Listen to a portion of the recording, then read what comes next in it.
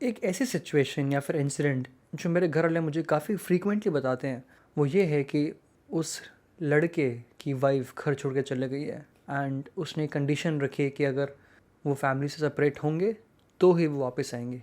And ये एक ऐसी कहानी है जो मुझे हर कुछ महीनों में मेरे घर वाले बता रहे हैं एंड मुझे काफ़ी डिसअपॉइंटेड फील हुआ है ये सुनकर। एक हेल्दी रिलेशनशिप वो होता है जहाँ आप विदाउट कंडीशन अपने पार्टनर से प्यार करते हैं।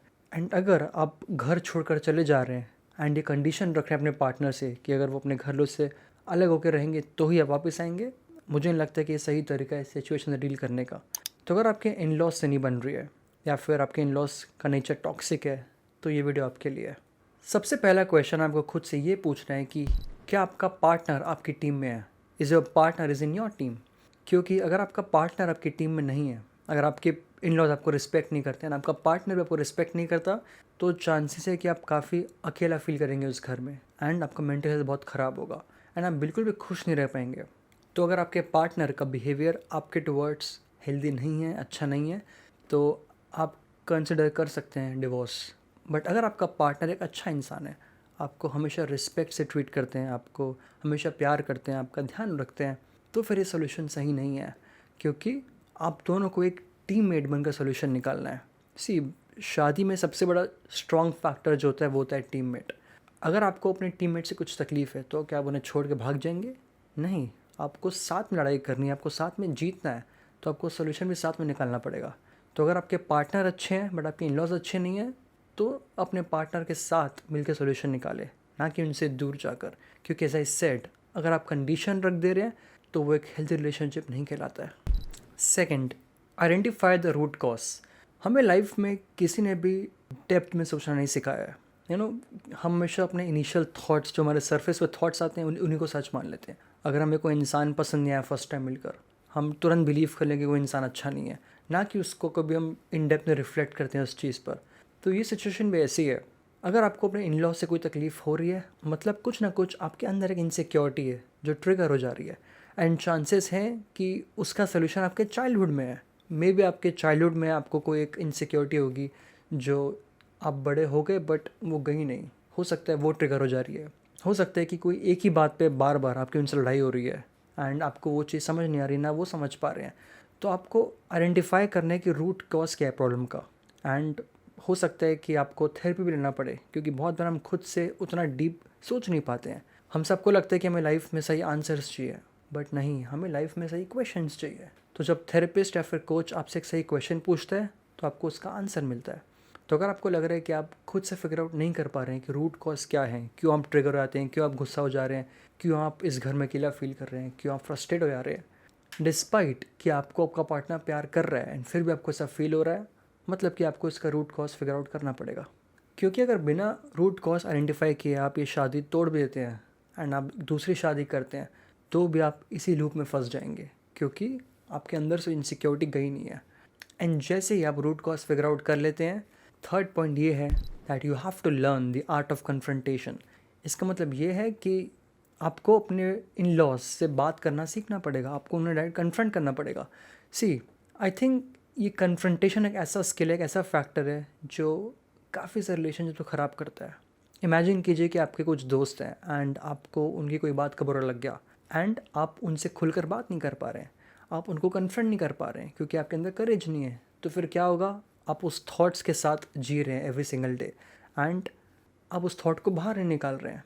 इससे हमारे मन में नेगेटिविटी आ जाती है एंड कहीं ना कहीं हम बहुत ज़्यादा सफ़र करते हैं एंड फिर उससे ये होता है कि हम उन्हें रिजेंट करना चालू कर दें, हम उनसे दूर जाना चालू हो जाते हैं।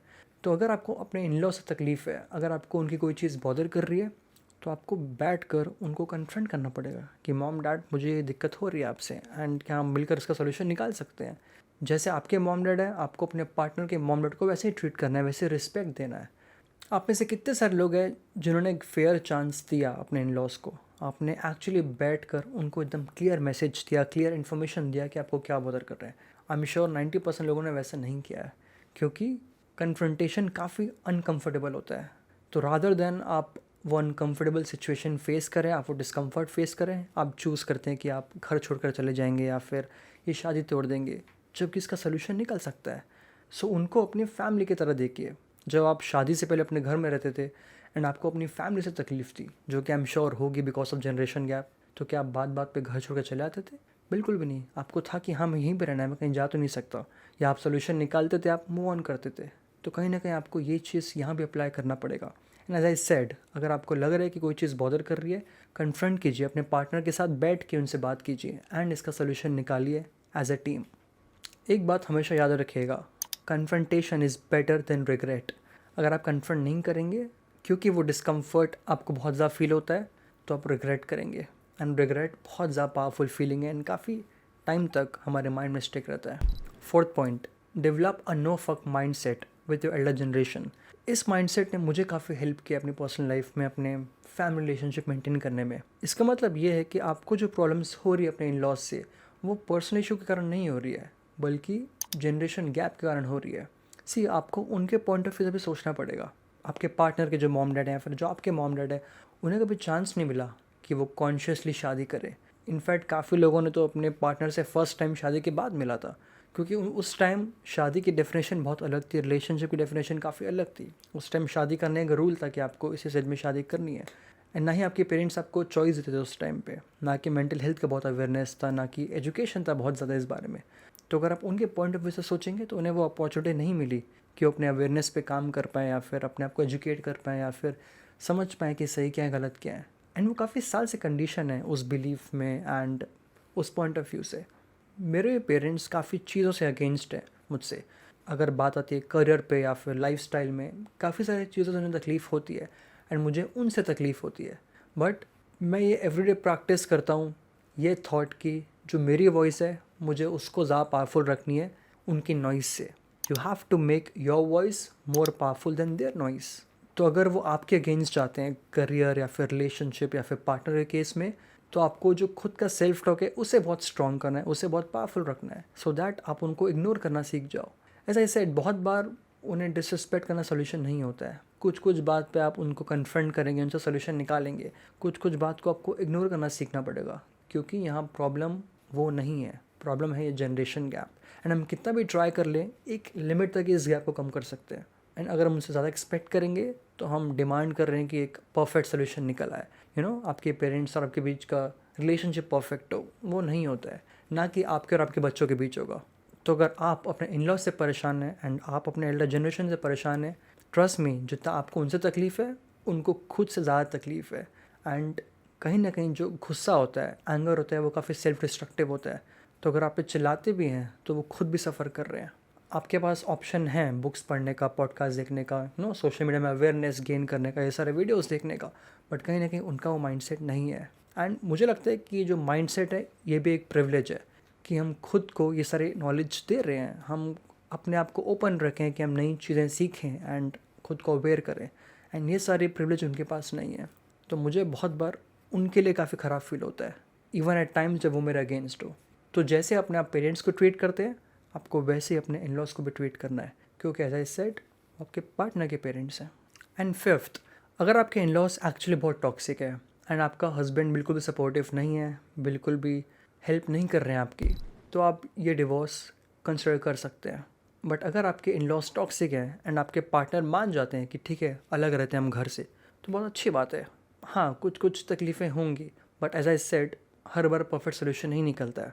बट अगर आपको ऐसा लगता है कि आपके इन लॉज से आप अलग तो रह लेंगे, पर आपके पार्टनर खुश नहीं रह पाएंगे, क्यों? क्योंकि वो अपने पेरेंट्स के बिना कभी नहीं रहे हैं। कुछ कुछ लोग होते हैं जो पेरेंट्स के बिना नहीं रह पाते हैं। कुछ कुछ लड़के ऐसे हैं, इनफैक्ट वो मेरे ही क्लाइंट्स हैं, जिन्होंने वो शादियाँ तोड़ी हैं सिंपली बिकॉज वो अपने पेरेंट्स के अगेंस्ट नहीं जाना चाह रहे थे। तो अगर आपके पार्टनर भी वैसी हैं कि अपने पेरेंट्स के बिना खुश नहीं रह पाएंगे, तो वो आपको भी खुश नहीं रह पाएंगे एंड आप दोनों साथ में भी खुश नहीं रह पाएंगे।